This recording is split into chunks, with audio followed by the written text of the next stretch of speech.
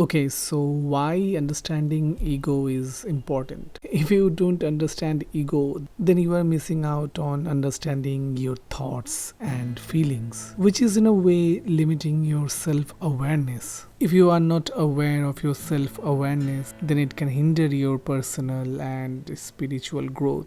And what's life if this does not happen? In this video, I'll clearly break down what the hell ego is, how does it affect you, and how to deal with ego.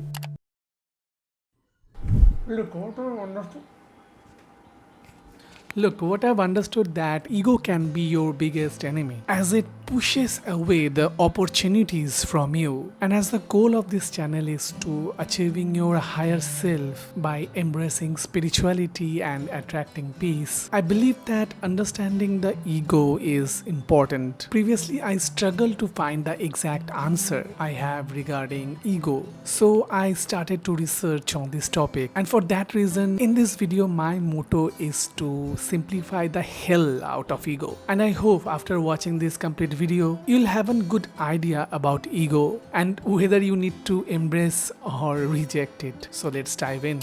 The ego is your sense of self-esteem or self-importance. Ego is how you think and feel about yourself and your importance compared to others, which is basically a mental image you create for yourself, like the cage of a bird inside which you reside to feel protected. One of my favorite spiritual teacher, Eckhart Tolle, described it as a mentally created self-image or a phantom that walks with you wherever you go. Let's understand it with a story. Kavi, a dedicated disciple in one ashram, often compared his spiritual progress to others. When a new disciple showed a great devotion, Kavi felt insecure. Realizing this insecurity, Kavi asked his guru what the reason behind it. The guru then smiled and answered, "It's your inner ego." Realizing this, Kavi immediately understood that his ego was seeking external validation, and as a result, it was creating a barrier for his growth. From that day, Kavi chose to focus inward on his spiritual journey. This shift helped him to find true inner peace and deeper spiritual fulfillment. Got it? A little, right? Okay, I know it's not super clear. Let's break it down more. It's getting fun. According to Bhagwad Gita, ego, ahamkara, is the identification of the self with the body, mind, and intellect, creating a sense of I or me. It happens when one mistakenly sees themselves only through their personality and achievements instead of recognizing the deeper universal self, that is Atma, beyond these temporary identities. You know what? Let's understand it more with our daily life experiences where we encounter ego. Alright, so buckle up because we are about to dive into a sea of examples. Think of it as a storytelling marathon. Because what can be a more convenient way than examples to understand a subject matter like this? Example 1. A person believes that only their social status and material wealth can define their value. This makes them feel different and better than those who are less wealthy. It creates a sense of separation as an individual, thinking as superior to others. This prevents from feeling connected to everyone. This feeling is ego. Example 2. Someone who is really attached to their career success works hard, not because they enjoy it or want to help others, but for personal recognition and rewards. This is not maybe bad, but for example, when they do not get what they are expected to get, like getting a promotion, then they feel incredibly disappointed and frustrated, which disrupts their inner peace and spiritual focus. This sense of dissatisfaction is ego because it impacts their mentally created self-image. Let's take another example. Example 3. A skilled artist is very proud of their work and often think their creativity is better than others. This arrogance stops them from valuing others' effort, appreciating others' art, and learning from others' work. It creates hindrance for self-growth to have an open-mindedness mentality. This sense of proudness is ego. Example 4. Someone who is obsessed with their physical appearance spends a lot of time thinking about how other people are thinking about their looks. They believe that their looks can define their worth. This focus on appearance distracts them from understanding their inner soul. This is, you are right, my friend, ego. Example 5. A person feels envious whenever their friends achieve something significant. This envy, driven by the ego's need for comparison and competition, it leads to constant inner turmoil and a restless mind, making it difficult for them to build inner peace. Ego does this to you. Example 6. If a volunteer joins a charity primarily to boost their self image and gain social praise, then their actions are driven by the ego's desire for recognition rather than genuine compassion or the wish to help others. It limits the true selfless nature of their service. Now I think you are getting it. Where is ego here?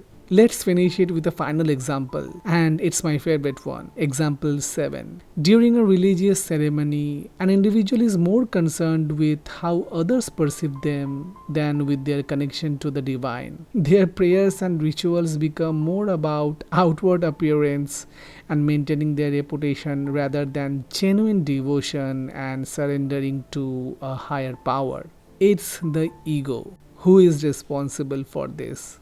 I think at this point it is clear what is ego and how it affects you. But what is the solution of controlling ego to the extent that it cannot harm us and you can live a genuine life of inner peace, clarity, and having an emotional balance? So you can clearly see a problem here. The ego blinds us with an overpowering dose of self-image that prevents us from learning and from growing. So what is the solution for this? Practice self-awareness. Engage in regular self-reflection to become aware of your ego-driven behaviors, thoughts, and emotion. Journaling and meditation are the practical tools for this. Spend a few times each day reflecting on your experiences. On the other hand, meditation helps you to become more aware of your thoughts, and it can reduce the influence of your ego. Staying present and fully engaging in the current moment can help you detach from ego-driven thoughts, as now you are aware of your thoughts. Practice humility. Recognize and admit when you are wrong. Apologizing with a simple sorry or yes, my mistake when necessary can significantly reduce ego. Celebrate others' achievements and contributions genuinely without comparing them to your own. Letting go of comparisons. Concentrate on your own progress and goals instead of comparing yourself to others. It's tough, I know, but I would say understanding the fact that everyone has their unique journey can change your entire perception of life, whereas comparison can fuel ego and dissatisfaction. Letting go of comparison personally helped me a lot. Practice detachment. Practice doing your duties without being attached to the outcomes. As in Bhagwad Gita, it is also mentioned, you have the right to work, but never to the fruit of work. This one sentence changed my life. So focus on the process rather than the result. Simplify your life and reduce dependence on the external achievements for happiness. Find contentment in the present moment and simple joys. Approach challenges with a mindset of curiosity and a desire to learn rather than to win or dominate. Cultivate empathy. Develop the ability to understand and share the feeling of others, which can shift your focus away from the self-centered thoughts. Actively listening to others and asking questions about their experiences will not only help you to have a broader perspective, but in today's world there are very few people who listens. So we also need to be a listener sometimes. Continuous learning. Embrace a mindset of lifelong learning. Realize that there is always more to learn and that you don't have all the answers. View constructive criticism as an opportunity for growth rather than a personal attack. Actively ask for feedback from colleagues, friends, and mentors. Accept their input without defensiveness. Practice gratitude. Regularly remind yourself of the things for which you are grateful. This practice can reduce feelings of entitlement and enhance humility. Frequently thank those around you for their support and contribution. Finally, serve others. Engage in acts of kindness and service without expecting anything in return. Shifting the focus from yourself to the well being of others. Volunteer your time, offer help to those in need, and engage in community service projects. Small acts of kindness in daily life, like helping colleagues or complimenting a friend, also contributes. What I also sometimes do is cultivate a practice of surrendering my ego and desires to the divine. This practice shades off a lots of pressure and heaviness from my shoulder and makes me lighthearted. Again, I'm going to refer Mr. Eckhart Tolle here, where he said, Know yourself. But knowing yourself is the same as being yourself. There's another level to knowing yourself. There are two levels. One is knowing your own ego, recognizing your ego when it happens. Observe it, then you know yourself. At a deeper level, knowing yourself is being yourself. On the other hand, Sadhguru also has an unique perspective on ego. Let's hear it out. Nobody knows where ego is within themselves, do you know? Ego is a fall guy. You have invented Mr. Ego.